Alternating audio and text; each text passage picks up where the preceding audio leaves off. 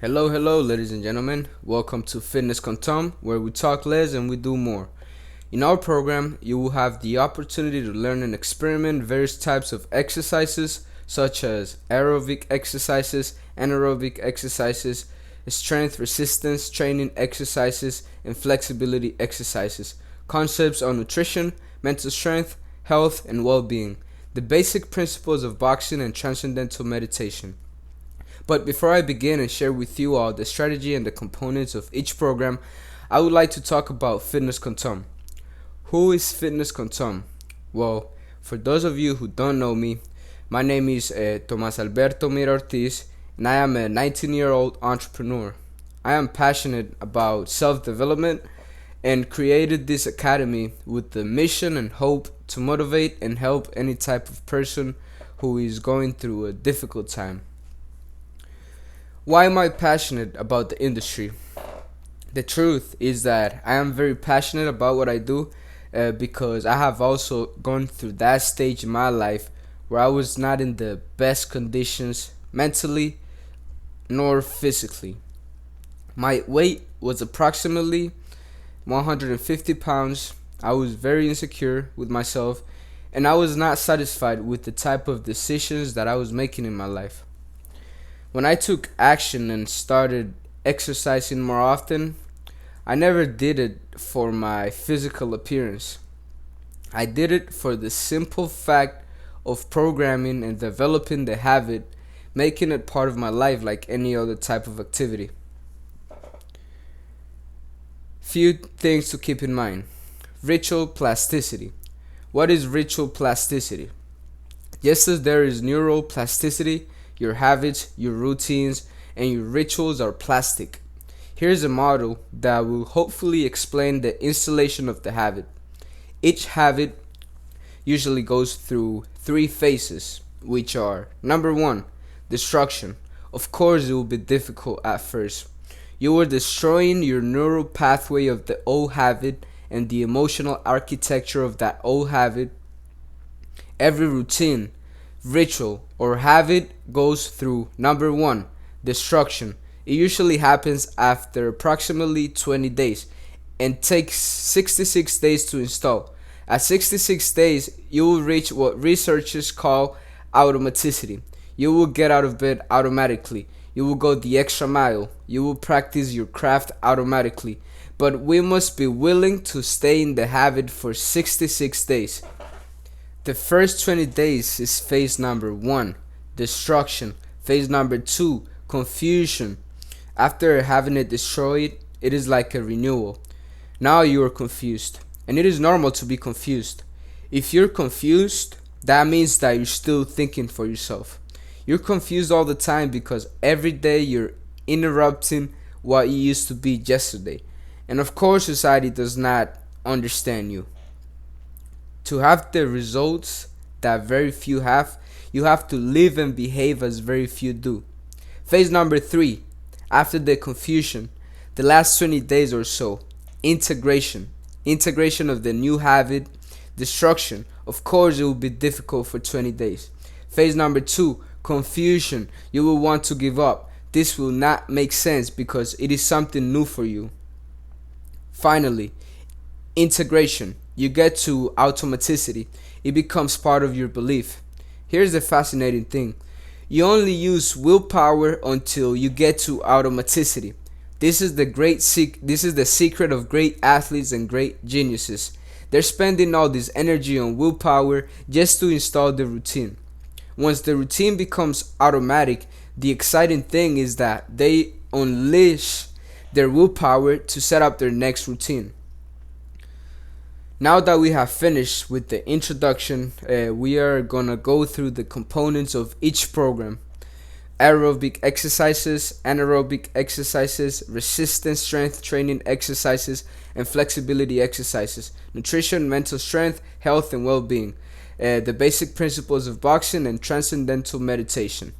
Mental toughness has 5 key components. Number one, commitment. It has to do with the challenges that one possesses and the personal meaning that these have for oneself.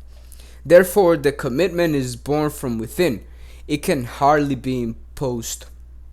Logically, it is related to motivation, especially with the most intrinsic aspects of it and with the objectives to be achieved. It also has to do with enjoying what you do and feeling competent doing it. Number two, control. It refers mainly to the management of emotions and stress, especially under pressure, and keeping the head balanced to assess the situation and be able to make quality decisions. It is also related to tolerating frustrations, knowing how to regulate the intensity of effort, managing time, energy, and having patience to wait for the fruits of work. Number three, confidence. The ability to possess an intense and almost unshakable belief of oneself and in one's own abilities, putting any setback to reinforce with even greater determination. Being convinced that I can overcome any obstacle and be successful no matter what difficulties they face. Number four, concentration. It consists of keeping the focus of attention on our priorities, blocking or neglecting distractors, having our mind on the results and in the current moment without focusing on past mistakes or fantasizing about the future, pretty much. Number five, self-knowledge. It is at the base of the other attitudes. It has to do with understanding what we want and with recognizing our strengths and limitations. It is also related to the concept we have of ourselves, our self-esteem, and the awareness of how we impact others. This point is linked to emotional intelligence, but mental strength points more to how we respond to pressure and is oriented, above all things, to high and stable performance.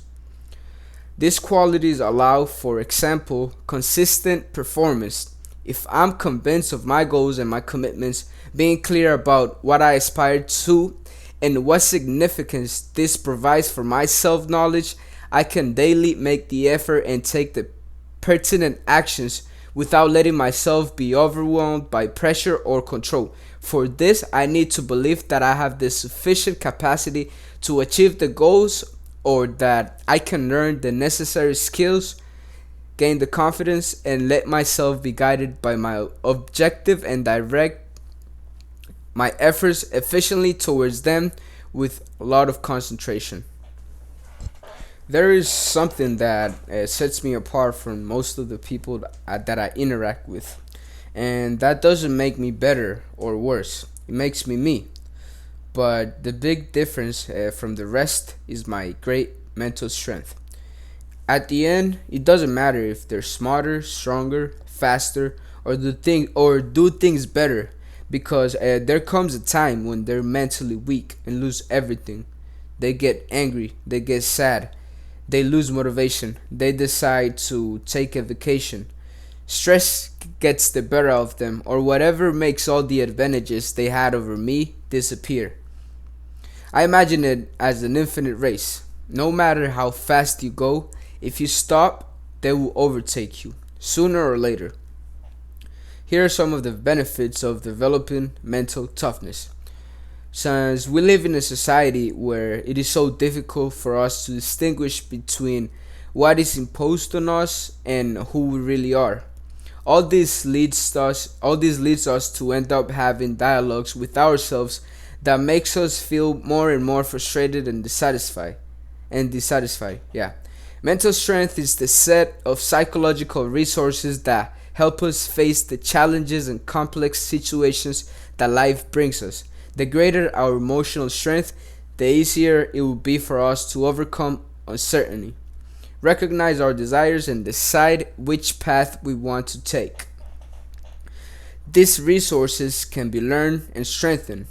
It is not like a genetic aspect, but we can work to increase our mental resistance.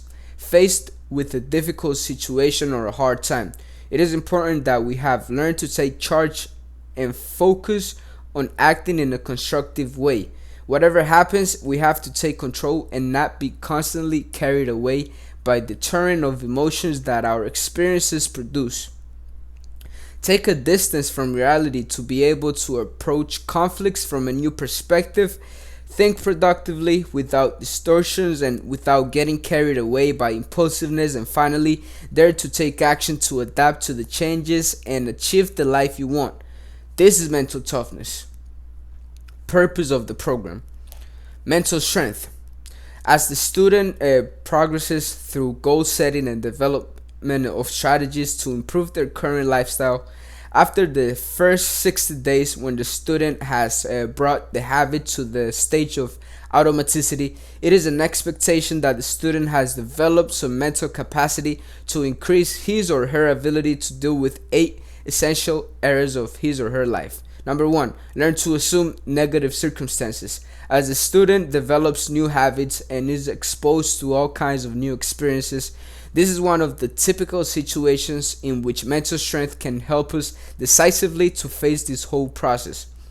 Number 2, withstand the pressure of the competition. This is one of the marks of the great champions. They perform at their best in peak pressure situations consistently. The student will learn to succeed under uncomfortable moments by developing new strategies that will lead to victory. Number 3, manage the expectations of your environment. When expectations are high and this lets them get in the way, the pressure shoots up and confidence cracks. The student will learn to pay attention to the process and not the result. Number 4, pay attention to the process and not the result. The desire of every athlete is to enter that mental area called the zone or flow state. To be in the zone, the attention has to be in the present moment, not in the previous point, nor in what could happen in the future. Number 5, the key is in the training.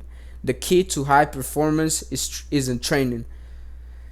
The mentality that you must develop is that of you play as you train and actively seek to improve your game. I train today to play better tomorrow. Number 6, maintain confidence in your abilities. Trust costs a lot to get and very little to lose. Mental toughness work seeks to keep the confidence level stabilized. Number 7, manage emotions, especially in the face of mistakes and defeats to unexpected problems. You learn from mistakes and then leave them behind. Mental toughness helps you keep your mind in the present moment. Number 8, use routines to improve your consistency in competition. A routine helps athletes maintain consistency in competition. Routines during competitions are like an anchor that helps you focus on the present and avoid distractions.